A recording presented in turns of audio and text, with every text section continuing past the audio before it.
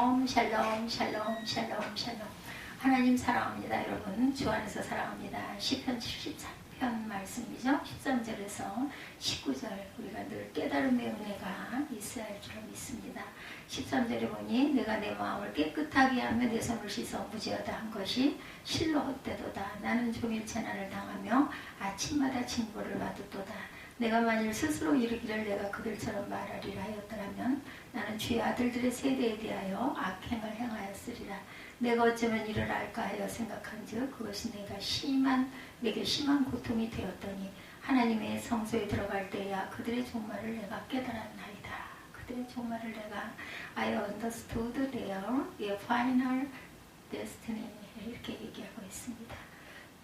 주께서 참으로 그들을 미끄러 못에 두시며 파멸에 던지시니 그들이 어찌하여 그의 갑자기 헛되었는가 놀랄 정도로 그들은 전멸하였다. 이렇게 고백하고 있습니다. 시편 13편에 보면은 이렇게 전멸하였다라고 말씀하고 있죠. 시편 73편 다시 보겠습니다. 전멸하였다. 19절에 그들이 어째 갑자기 횡패되었는가 놀랄 정도로 그들은 전멸하였나이다. 13절에서 19절 내용으로 그들은 전멸하였다. 현대인들의 최대 관심사 사람마다 다를 수 있겠지만 아마 건강이 최고의 관심이 아닐까 싶습니다. 건강을 잃어버리면 그죠? 다 잃어버리는 것입니다. 아무것도 할 수가 없어요. 아무리 머릿속으로 많은 생각을 한다 할지라도 건강을 잃어버리면 실천할 수가 없습니다. 어떻게 하면 건강을 잘 유지하고 어떻게 하면 잃어버린 건강을 회복하고 어떻게 더더욱 건강하게 살아갈 수 있겠는가에 대한 관심일 것이다. 그럼에도 불구하고 오염된 먹거리와 물과 공기를 먹고 마시고 살아가는 현대인들이 한평생을 살아가는 동안 어느 누구도 질병과 무관하거나 자유로운 사람은 약사나 의사조차도 예외가 없습니다.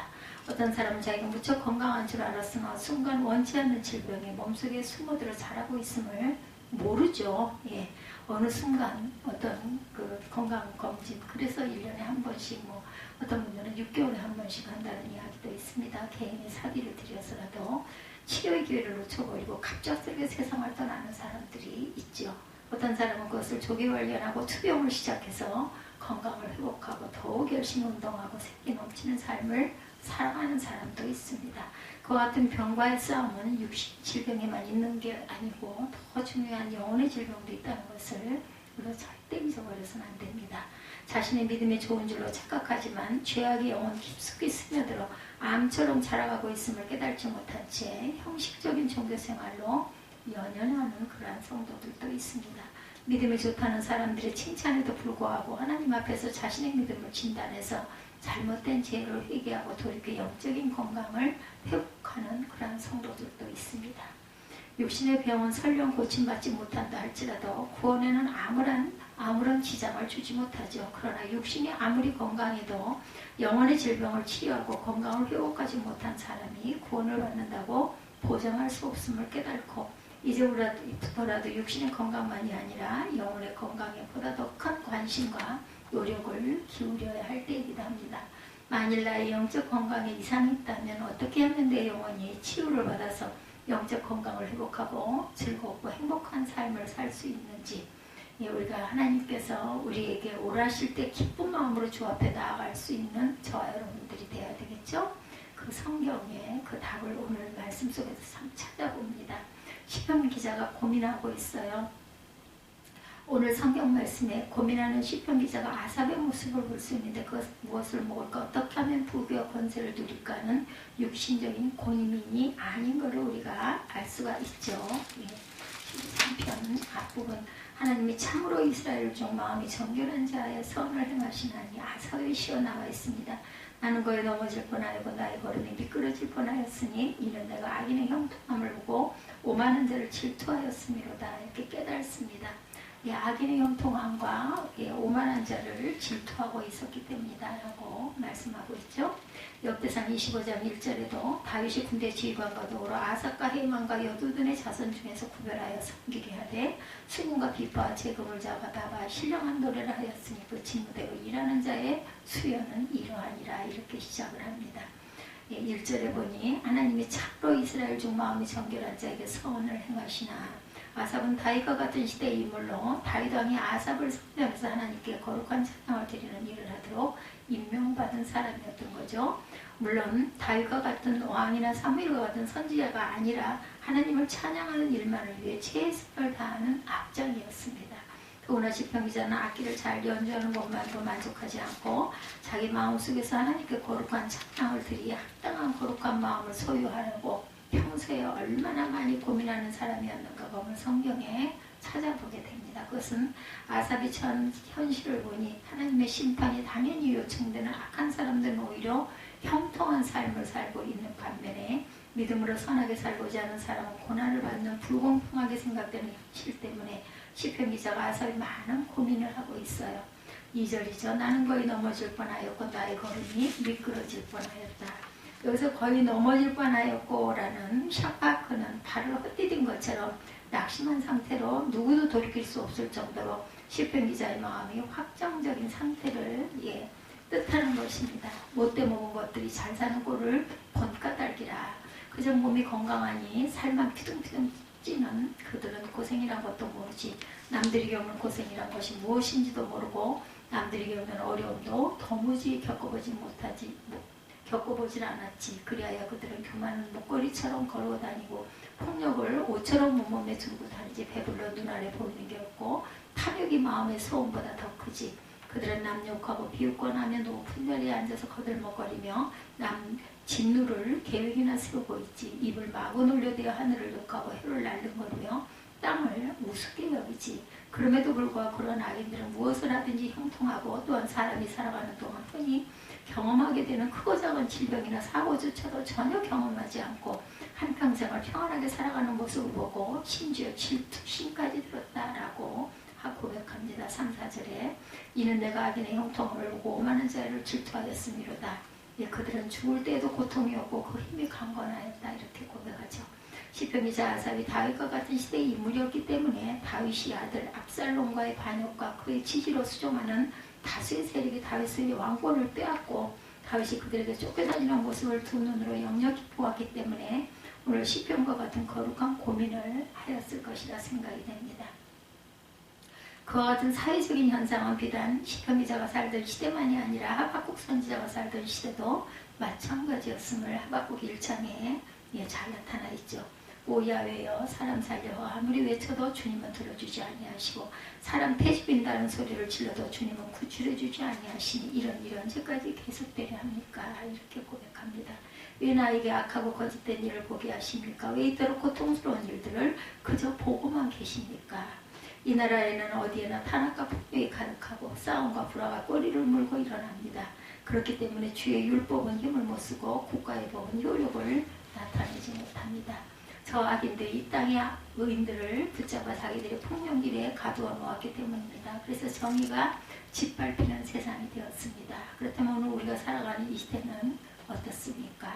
하나님의 정의가 하수같이 흘러넘치고 있습니까? 그렇지 않죠. 오늘 우리가 살아가고 있는 이 시대는 시편 기자 아삽이나 하박국 선지자의 시대보다 악인들이 더욱 대담해져 갈수록 또한 더욱 살벌해져 가고 있다는 생각이 들죠. 이런 세상에 살아가는 오늘 우리 그리스도인들에게는 과연 이 시편 기자와 같은 거룩한 갈등과 고민이 있는지죠. 이 아삽처럼. 아무리 세상이 악해진다 할지라도 우리가 다니고 있는 교회만은 마치 남의 청정바다처럼 깨끗해야 하지 않을까. 그럼에도 불구하고 오늘 우리가 몸담고 있는 오늘의 교회 마치 수온이 높아지는 여름철이면 단골 손님처럼 찾아오는 녹조 현상 때문에 어장에 수많은 고기가 죽어나가는 것처럼 오늘 교회를 오염시키고 있는 것은 더더욱 우리를 고민하게 하고 있습니다. 그래서 누구보다 정직하게 믿음으로 살고자 하는 사람은 정말 하나님이 살아계시다면 하나님은 왜 불의한 이 시대를 심판하지 아니하시고 침묵하시는지 고민이 되지 않을 수 없을 것입니다. 이 아삽의 그 고통을 봅니다. 오늘 성경에 무엇보다도 시편 기자를 고통스럽게 하는 것은 악인이 형통한 시대의 죄악이 만연한 것 때문만은 아니었어요.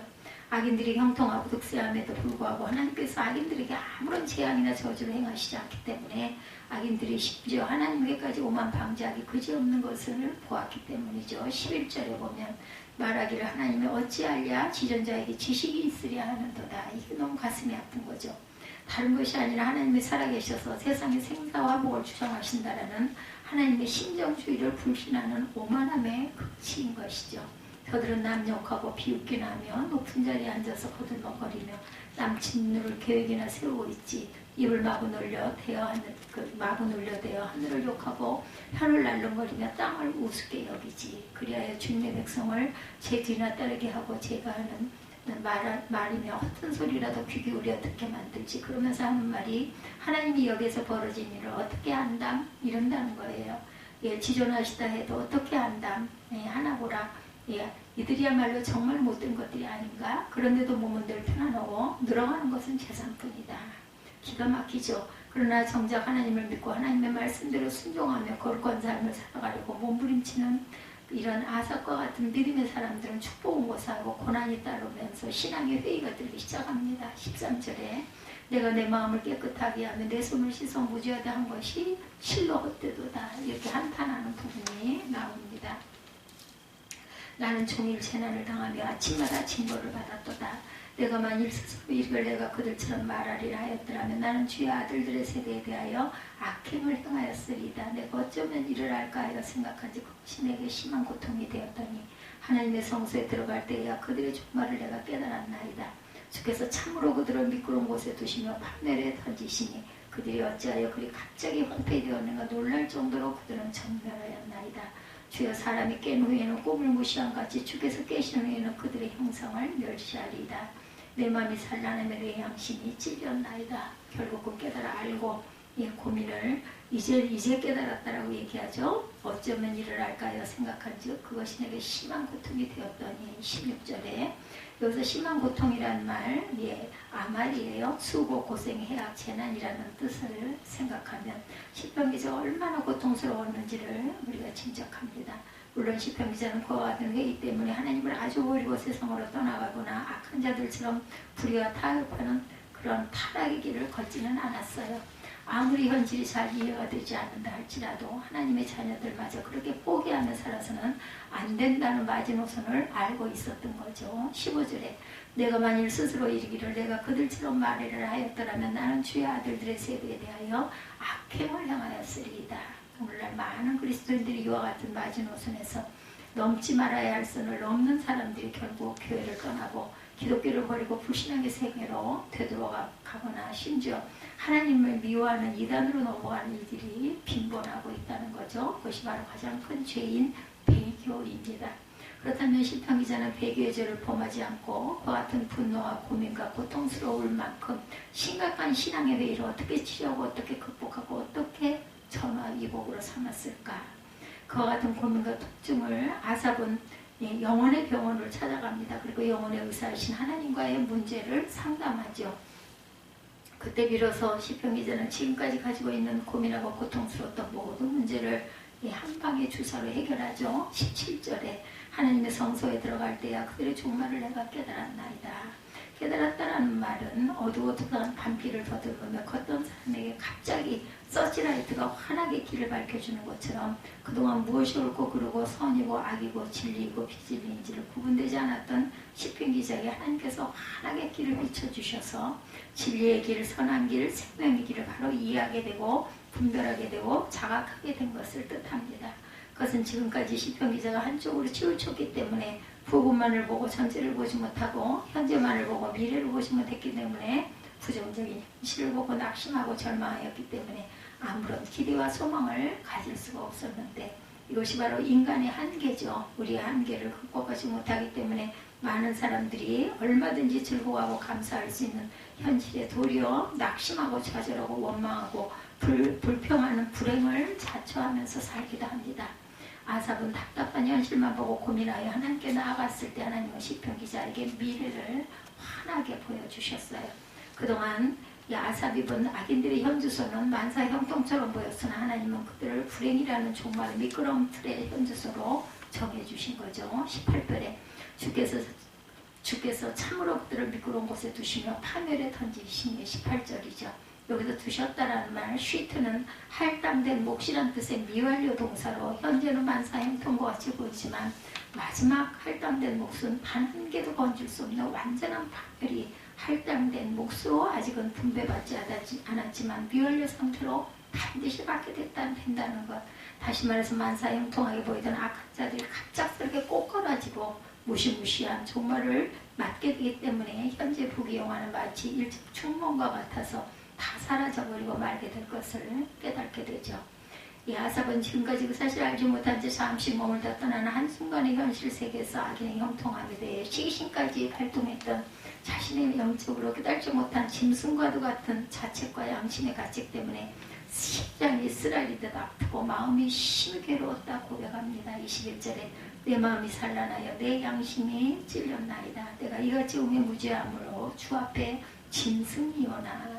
22절에 우리도 지평기자처럼 무죄한 현실만 보고 아무리 고민하고 낙심하고 신란하게 비판한다 할지라도 세상의 악은 계속 창궐해 가고 있을 뿐이라는 것. 그러므로 이제 우리는 이 아삽처럼 하나님이 보여주는 미래를 내어다보는 안목으로 영적인 시선을 바꿀 줄 아는 지혜가 있어야 할 것입니다. 그렇게 할 때 우리가 불합리하게 보이는 현실을 살면서도 낙심할 필요가 없는 것은 하나님께서 그 사람을 심판하고 그 시대를 심판하는 내일이 준비되어 있음을 깨닫고 남이 아니라 내가 먼저 그 내일을 대비하는 믿음의 삶을 살아야 한다는 것을 깨달아 얻게 되죠. 그래서 아삽은 드디어 변화가 되죠.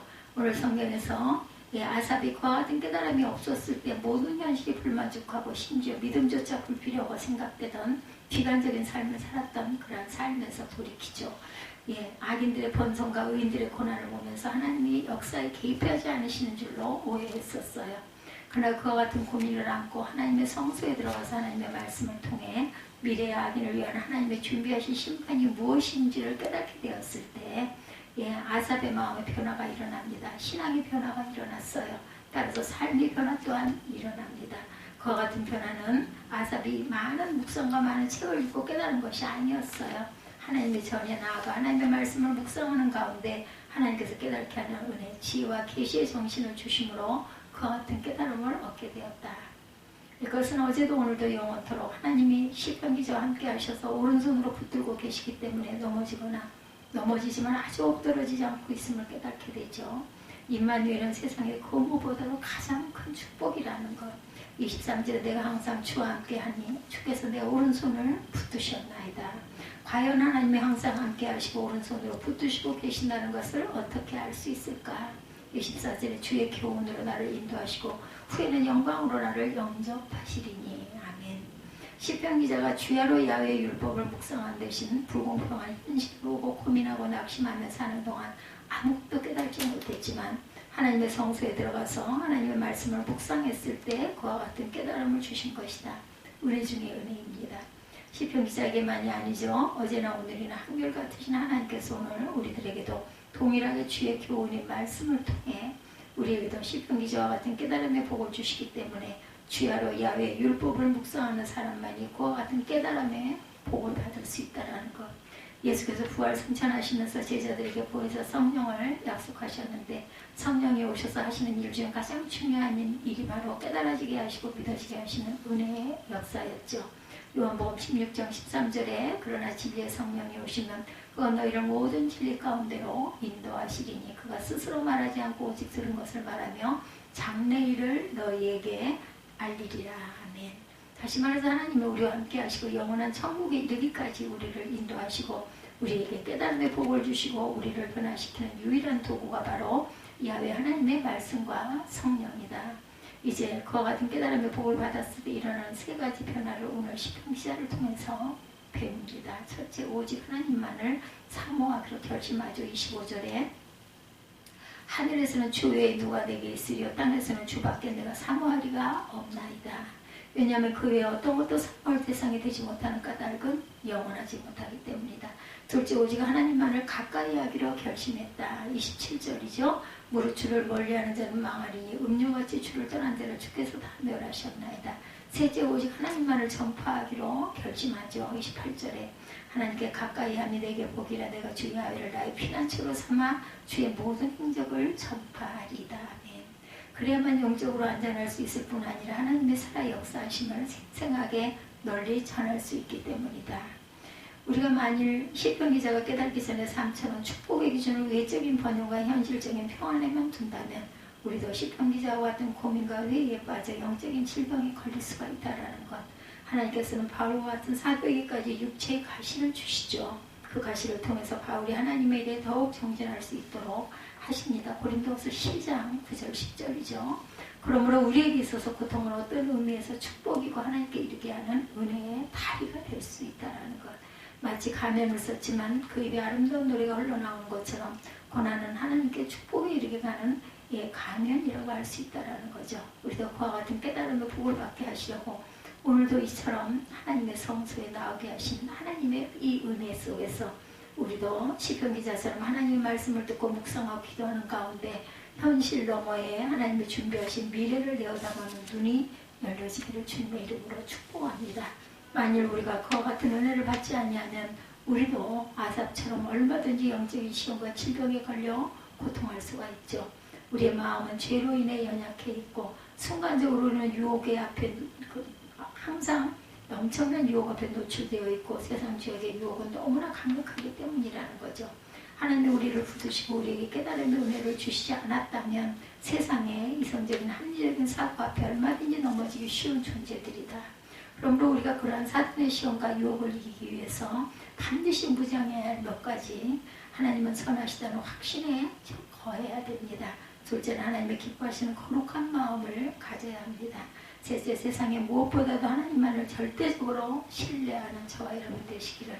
그렇게 할 때 하나님은 우리의 우둔한 마음을 열어주시고 눈을 열어주시고 미래에 가득한 하나님의 영광을 바라보고 크게 기뻐하고 감사하며 하나님을 기쁘시게 하는 삶을 사는 그러한 희망찬 매일매일이 열리리라는 것을 주님의